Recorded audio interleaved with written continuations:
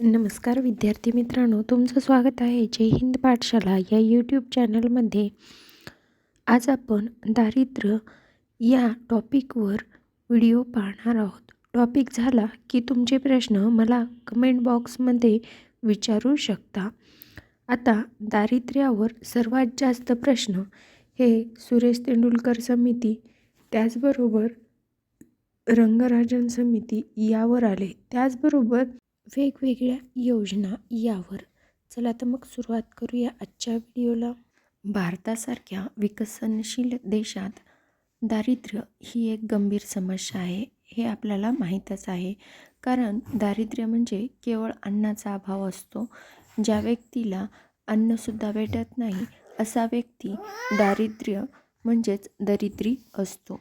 दारिद्र्याचे मुख्यतः दोन प्रकार पडतात, ज्यामध्ये निरपेक्ष दारिद्र्य आणि सापेक्ष दारिद्र्य असे दोन प्रकार पडत असतात.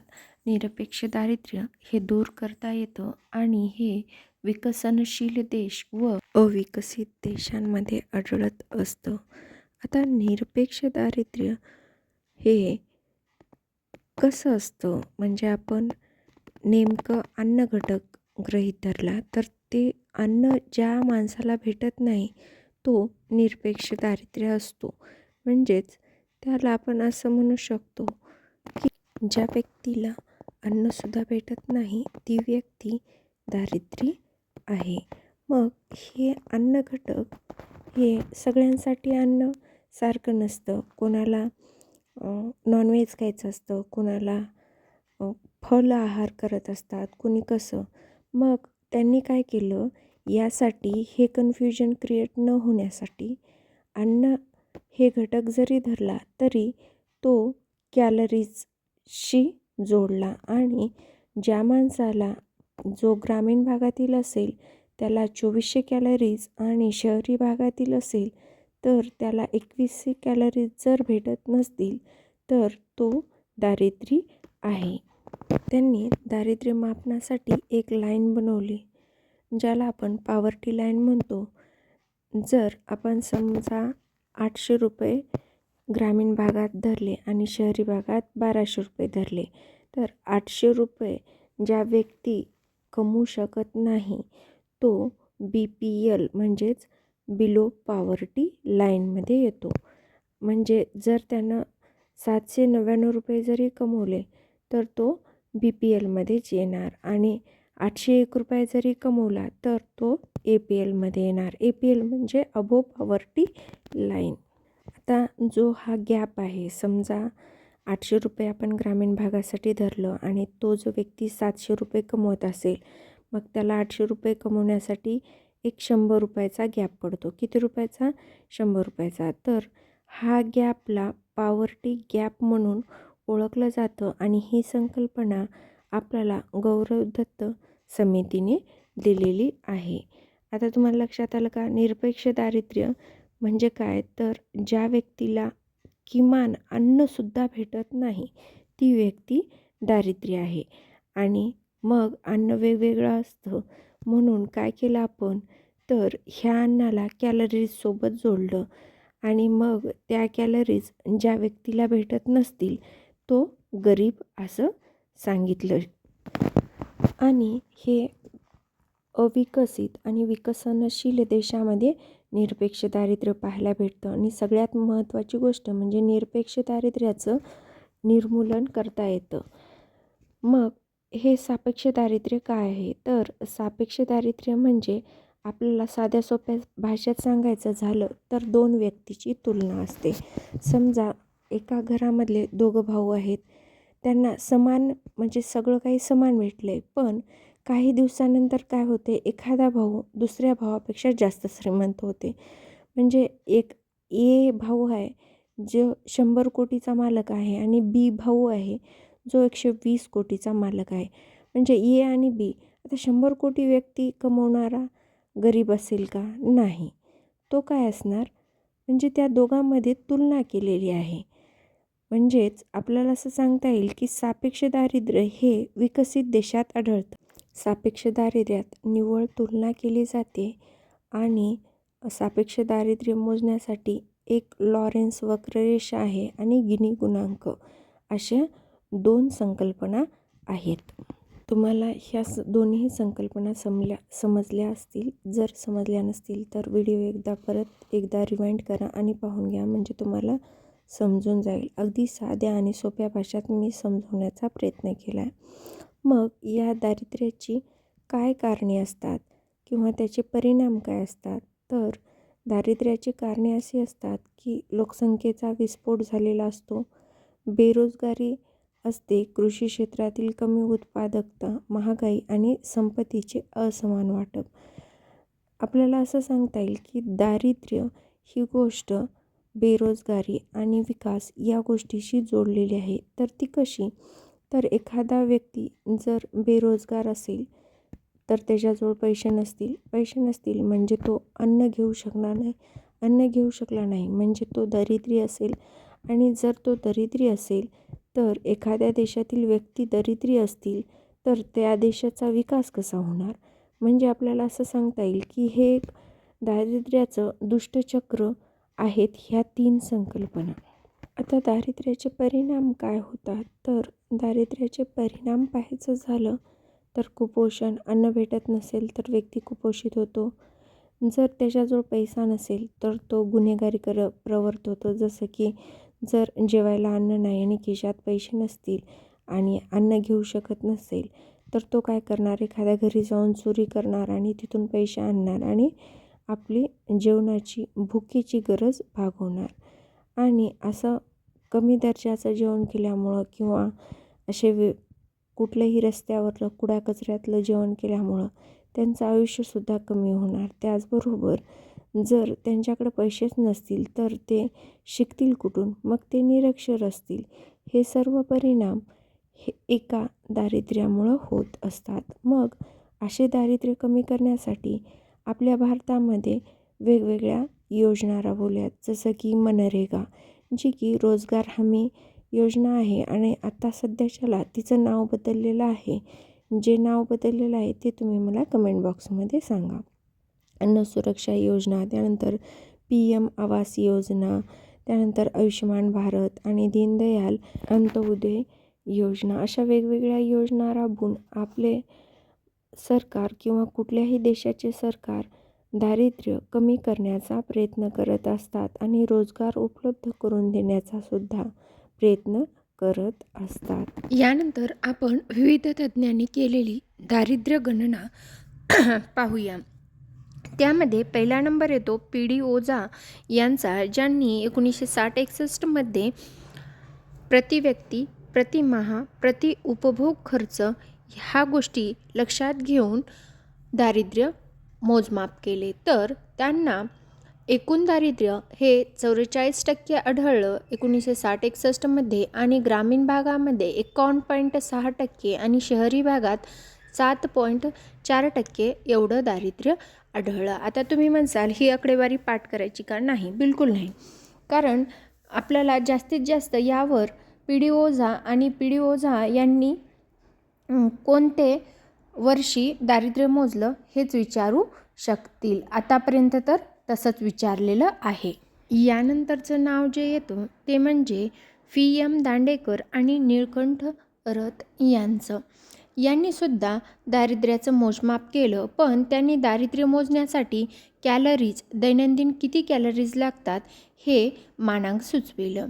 मग त्यांनी 1960-61 मधील जो काही खर्च होता त्यानुसार कॅलरीज 2250 कॅलरीज अन्न मिळवण्यासाठी लागणारा खर्च सांगितला. ग्रामीण भागात लागत होता 15 रुपये दरडोही खर्च आणि शहरी भागात लागत होता 22 रुपये 50 पैसे. म्हणून त्यांनी 60-61चं परत दारिद्र्य मोजलं आणि त्यांना ग्रामीण भागात 40% दारिद्र्य आढळलं, शहरी भागात 50% दारिद्र्य आढळलं आणि एकूण दारिद्र्य त्यांना 41% आढळलं. यानंतर BS मिनास यांनी सुद्धा दारिद्र्य 1960-61 मध्ये मोजलं आणि त्यांना एकूण प्रमाण हे 59.4% आढळलं आणि त्यांनी 63-64 मध्ये मोजलं तर त्यांना एकूण दारिद्र्य 57.8%, 69-70 मध्ये मोजलं तर त्यांना 50.6% एवढं दारिद्र्य आढळलेलं होतं. यानंतर पीके वर्धन,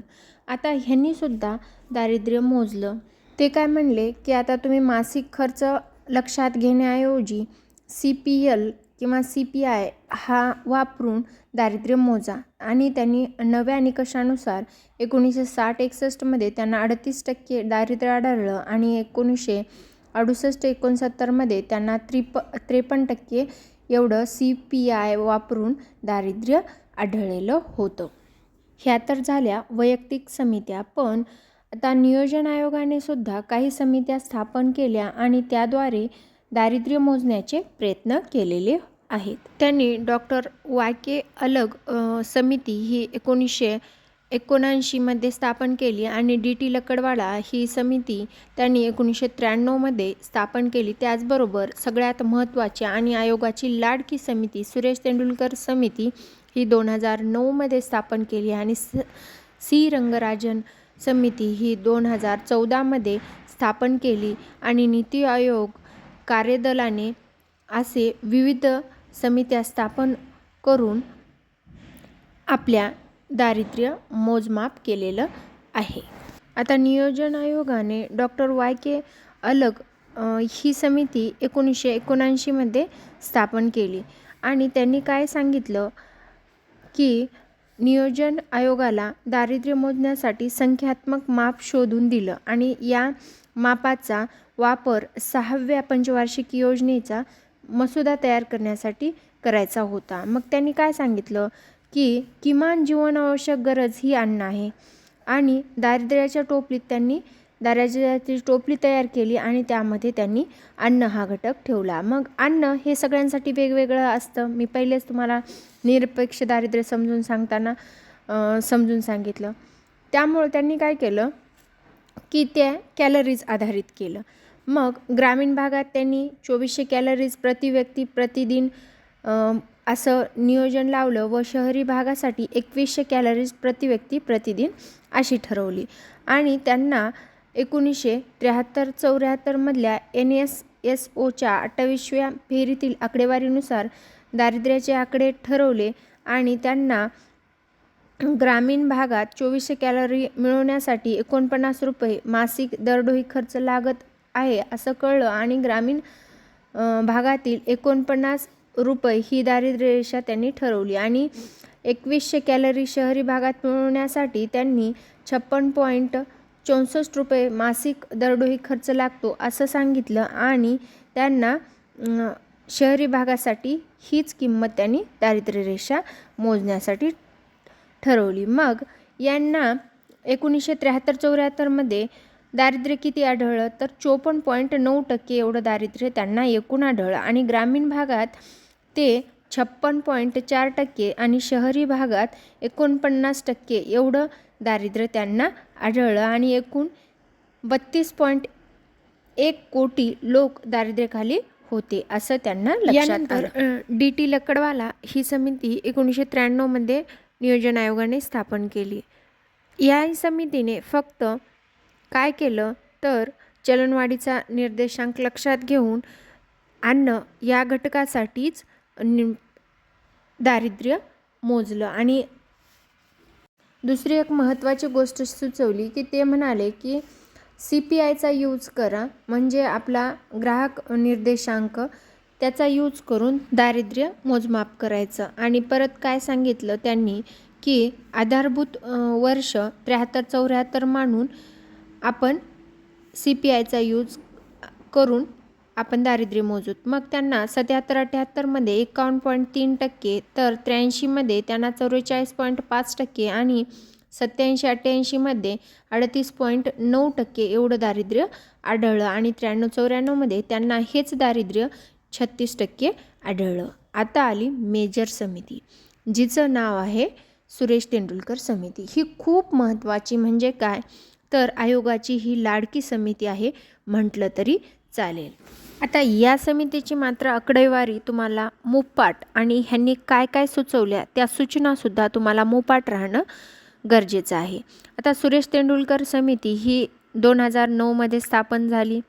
त्यानंतर त्यांनी काय केलं तर अलग समितीने आणि लकडवाडा समितीने जे काही दारिद्र्यचा खर्च किंवा संकल्पना वापरली होती ती चुकीची आहे म्हणून सांगितलं किंवा त्याच्यात त्रुटी आहेत म्हणून सांगितलं. तेंडुलकर समिती काय म्हणली की मासिक दरडोई खर्च ही संकल्पना जरी तुम्ही वापरली तरी यामध्ये आधीच्या दारिद्र्यामध्ये म्हणजे तुम्ही मोजण्याच्या दारिद्र्यात त्रुटी आहेत. काय त्रुटी आहेत तर तुम्ही काय समजलं की शिक्षण आणि आरोग्याच्या सोयीसुविधा हे सरकार देईल, पण ते काही सरकार नाही देणार आणि ते सुद्धा आपल्याला या दारिद्र्य मोजण्यामध्ये ठेवावं लागेल. म्हणून त्यांनी काय केलं, त्या दारिद्र्याची बास्केट थोडी मोठी केली असं म्हटलं तरी चालेल. कारण दारिद्र्याच्या बास्केटमध्ये आजपर्यंत काय होतं तर फक्त अन्न होतं, पण आज काय झालं, दारिद्र्याच्या बास्केटमध्ये अन्न आणि शिक्षण आणि आरोग्य ह्या 3 गोष्टी ॲड झाल्या आणि दारिद्र्य मोजायला सुरुवात झाली. मग त्यानुसार त्यांनी काय सांगितलं, मासिक दरडोई खर्च ग्रामीण भागात 446.68 रुपये इतका लागेल, तर शहरी भागासाठी 578.80% इतका लागेल. आणि मग त्यांनी 2004-05 मधील दारिद्र्याचं प्रमाण पाहिलं तर त्यांना लकडवाडा समितीच्या पद्धतीनुसार 27.5% होतं, तर तेंडुलकर समितीच्या पद्धतीनुसार 37.2% होतं. 2004-05चं किती दारिद्र्य होतं, 37.2%. तेंडुलकर समितीने या पाहणीनुसार ग्रामीण भागात त्यांना दारिद्र्य 41.8%, तर शहरी भागात 25.7% एवढं दारिद्र्य आढळलं आणि दारिद्र्याचं प्रमाण सर्वात जास्त ओरिसामध्ये आढळलं. मग त्यांनी नंतर यावरून 2009-10 मध्ये एकूण दारिद्र्य भारताचं 29% होतं, तर ग्रामीण भागात ते 33.8% व शहरी भागात 20.9% इतकं दारिद्र्य होतं आणि प्रमाणामध्ये बिहारमध्ये जास्त प्रमाण त्यांना आढळलं. आता हे 2004-05ची आकडेवारी तर पाठच करायची, पण 9-10ची सुद्धा आकडेवारी मुखतगत पाठ करायची. त्याचबरोबर दारिद्र्याची टोपली कुणी मोठी केली असा प्रश्न आला तर ते होते तेंडुलकर. दारिद्र्याचा समजा उष्मांकधारित दारिद्र्याची संकल्पनेपासून दूर कुणी नेलं तर ते होते सुरेश तेंडुलकर. दारिद्र्याचे अंदाज मापन करण्यासाठी वेगवेगळ्या वस्तुगटातील वेगवेगळ्या संदर्भ कालावधी विचारात घेतला ते होते सुरेश तेंडुलकर. आणि शिक्षण व आरोग्यासाठी केलेल्या व्यक्तिगत खर्चाचा समावेश दारिद्र्याच्या टोपलीमध्ये कुणी केला तर ते होते सुरेश तेंडुलकर. ह्या सगळ्या गोष्टी एकदम म्हणजे फिट अँड फाईन डोक्यात ठेवायच्या. यानंतरचा तज्ज्ञ गट आहे सी रंगराजन तज्ज्ञ गट, जो की 2012 मध्ये स्थापन झाला आणि त्यांनी आपला अहवाल 2014 मध्ये शासनाकडे सुपूर्द केला. मग यांनी काय सांगितलं तर रंगराजन समितीनं सांगितलं की आता आपण काय काय बघितलं, अन्न ह्या 4 आवश्यक घटक आणखीन ॲड करा अन्नाबरोबर. ते कुठले तर शिक्षण, कपडे, निवारा आणि वाहन खर्चसुद्धा त्याच्यामध्ये ॲड करा म्हणून रंगराजन समितीने सांगितलं. आणि दुसरी गोष्ट सांगितली की URP आणि MRP प्रमाणे NSOच्या 2009-10 आणि 11-12 मध्ये जे काही MRP आणि पद्धतीने मोजणी केली आहे त्याला एका कुटुंबातील व्यक्तीचा प्रतिमाह खर्च वर्षभरातून लागणाऱ्या 5 वस्तुगटांना मोजा म्हणून सांगितलं. यानुसार त्यांनी जेव्हा दारिद्र्य मोजलं तेव्हा त्यांना 2011-12 मध्ये भारतात एकूण दारिद्र्य 29.5% आढळलं आणि ग्रामीण भागात 30.9% आणि शहरी भागात 26.4% एवढं दारिद्र्य आढळलं आणि सर्वात जास्त दारिद्र्यात लोक उत्तर प्रदेशमध्ये आढळले. ही सुद्धा आकडेवारी एकदम पाठ करायची. मग त्यांनी दुसरी एक सूचना सुचवली की ग्रामीण भागात आता एवढं काही मेहनतीचं काम लागणार चाललं आहे, त्यामुळं 2400 कॅलरी तुम्ही जे संकल्पना वापरायला ती कमी करून 2155 कॅलरी एवढा निकष घ्या आणि 2155 कॅलरी मिळवण्यासाठी 554 रुपये इतका मासिक खर्च येईल ग्रामीण भागात आणि शहरी भागात 277 इतका खर्च येईल प्रति खर्च.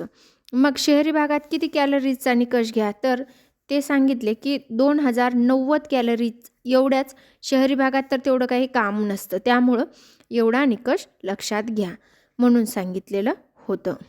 आता तुम्ही म्हणसाल की एवढी किचकट आकडेवारी सुरेश तेंडुलकर आणि सी रंगराजन समितीची कशी पाठ करायची? तर काय करत जा, एका वहीवर किंवा एखाद्या कुठल्याही एका पेजवर लिहून घ्या किंवा ह्या व्हिडिओमध्ये इतकाच पार्ट जास्तीत जास्त टाईम बघा, हे 2 ऑप्शन आहेत. लिहून घेतल्या तर चहा वगैरे पिताना ती आकडेवारी डोळ्याखालून घालत राहायची. म्हणजे तुम्हाला दररोज ती डोळ्याखालून गेली तर तुम्हाला त्याची जास्तीत जास्त प्रॅक्टिस होईल आणि ती आकडेवारी तुमच्या लक्षात राहील. व्हिडिओ शेवटपर्यंत पाहिल्याबद्दल धन्यवाद. महत्त्वाची सूचना म्हणजे जर व्हिडिओ आवडला असेल तर चॅनलला सबस्क्राईब करा आणि जास्तीत जास्त गरजू मित्रांपर्यंत शेअर करा.